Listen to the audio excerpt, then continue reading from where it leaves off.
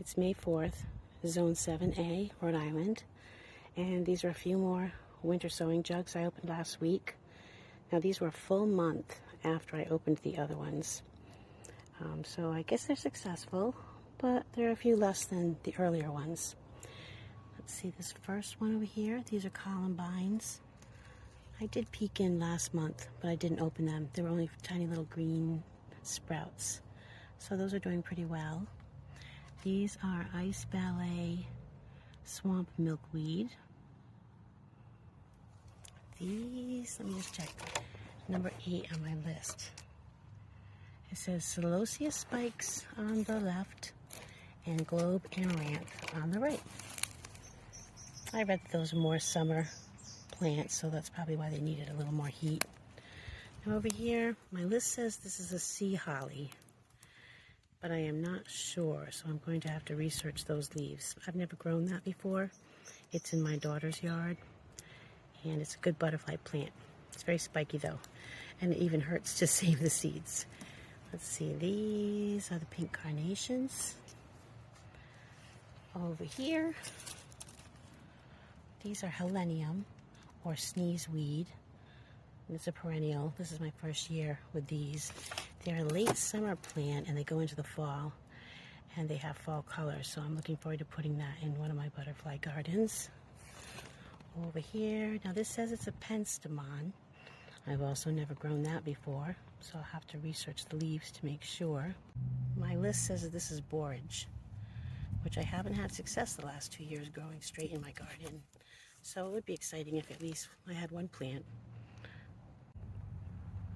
As for my failures, I will put a list of the seeds that did not germinate at all within their containers. Of course, I'll still leave them, but I don't have big hopes for them at this point.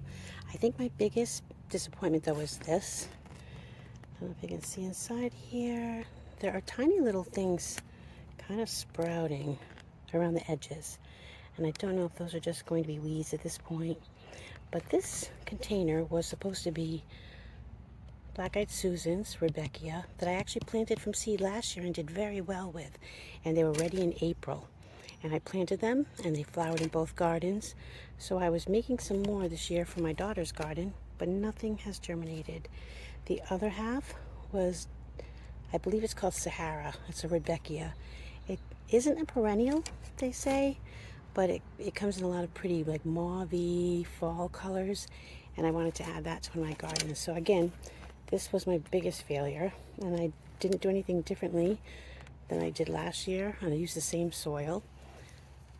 I can show you that later too. In the past, when I've had no success, it's basically been because I tried to use old soil I had around the yard or leftover from other pots and containers. This year and last year, I used this Coast of Maine potting soil. And I had it left over from some pots and containers that I filled up, and I used them for my winter sowing. And because I did so well last year, I used it again this year. So nothing has changed for that. I just wanted to show a couple of the, once you get a big pile like this, I believe this was, oh my goodness, now I can't think. Okay, it was Nigella, Love in the Mist. I have not pricked out the little plants yet because I was very busy with larkspur, and a lot of larkspur, and more larkspur. I also had already done straw flowers and hollyhocks. My hollyhocks I already transplanted in my own garden. I gave some to friends. I gave some straw flowers to friends. And I will give some of these. I said larkspur? I think it's snapdragons. I'm sorry. These are all snapdragons, and it's my first year with snapdragons. So I'm saving some for friends as well and putting that in my butterfly garden. So I didn't have time yet to do the Nigella, even though it looks so nice. I might even just plant little clumps of it directly in the garden and see how that goes. Definitely need to put a wire basket over those though, because of the squirrels. Tiny little transplants don't do well because of the squirrels. So the pots that I use, I tend to mention this too. my husband has different varieties of Italian ice, and I just cut off the edges. I didn't do these yet, but I just nicked both sides with a box cutter and to leave holes. I used to try to make holes, but it was a lot of work, and I saw someone on YouTube just kind of slice off the edges, and that was perfect.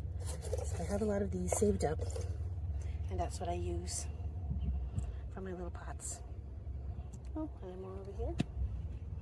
Oh yeah, these are mystery plants. These were in with the snapdragons, I believe, on one side. So I put them in pots to see what's going to happen. I don't know what they are.